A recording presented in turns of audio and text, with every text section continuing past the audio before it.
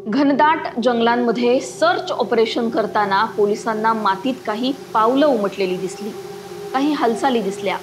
याचा शोध घेत पोलीस एका खतरनाक गुफेजवळ पोहोचले।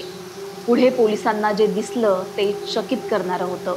या घनदाट जंगलांमध्ये जिथे दूरपर्यंत तुम्हाला कुणीच दिसणार नाही, कुणी दिसलंच तर जंगली प्राणी, विषारी साप दिसतील, याच ठिकाणी असलेल्या एका गुहेत एक रशियन महिला गेल्या 8 वर्षांपासून आपल्या 2 चिमुकल्या मुलांसह राहत असल्याचं पोलिसांना समजलं। 8 वर्षांपासून या घनदाट जंगलांच्या गुफेत ही महिला काय करत होती? भारतात ही महिला नेमकी कशी आली? इतक्या खतरनाक जंगलात आपल्या 2 मुलींसह ही महिला नेमकी कशी राहत होती? ही महिला या गुफेत असल्याचा थाकपत्ता एवढी वर्ष नेमका कुणाला कसा लागला नाही? या महिलेने पोलिसांना काय माहिती दिली? या महिलेचं गूढ नेमकं कसं उलगडलं?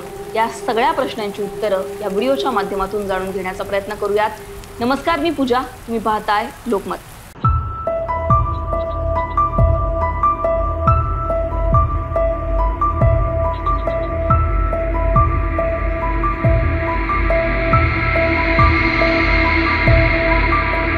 कर्नाटकच्या उत्तर कन्नड जिल्ह्यातील दुर्गम भागांमध्ये घनदाट खतरनाक अशा जंगलांमध्ये एका गुफेत ही महिला तिच्या 2 मुलींसह पोलिसांना सापडली। 9 जुलै संध्याकाळी 5च्या आसपासची ही गोष्ट। कुमटा तालुक्यातील रामतीर्थ टेकड्यांच्या परिसरात पर्वतांच्या तळाशी एक घनदाट जंगल आहे।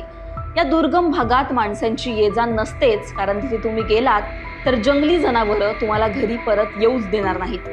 पावसाळ्यात तर हा भाग आणखीन धोक्याचा असतो, कारण या भागात मोठ्या प्रमाणात दरड कोसळण्याची भीती असते।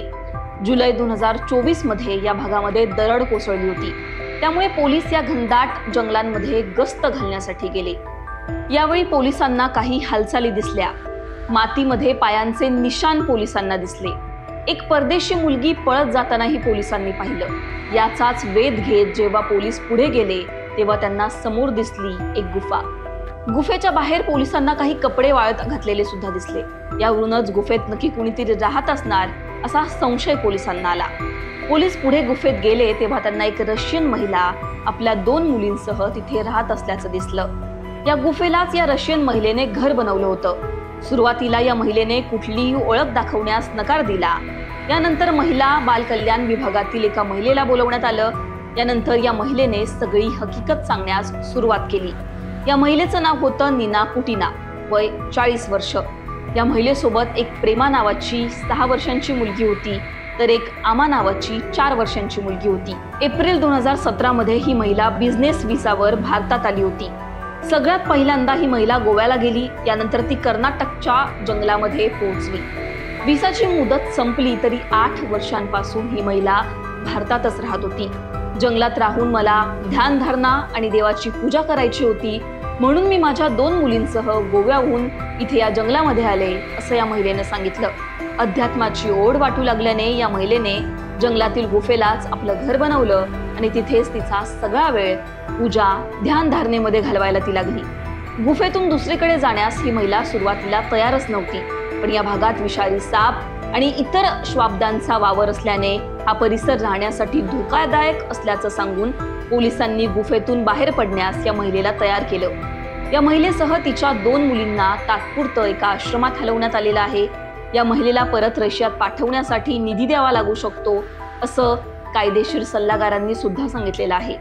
या महिलेची सखोल चौकशी पोलीस करत आहेत, पण या सगळ्या प्रकरणामध्ये अनेक प्रश्न आता उपस्थित झालेले आहेत। या महिलेने इतकी वर्ष या जंगलामध्ये नक्की काय केलं?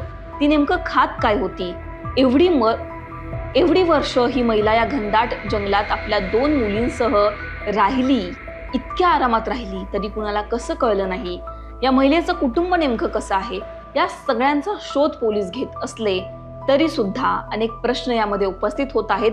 तुम्हाला आणखीन या प्रकरणावर काय वाटतं हे आम्हाला कमेंटमध्ये कळवा। लोकमतला तुम्ही जर सबस्क्राईब केलं नसेल तर सबस्क्राईब करा। हा व्हिडिओ पाहिल्याबद्दल धन्यवाद।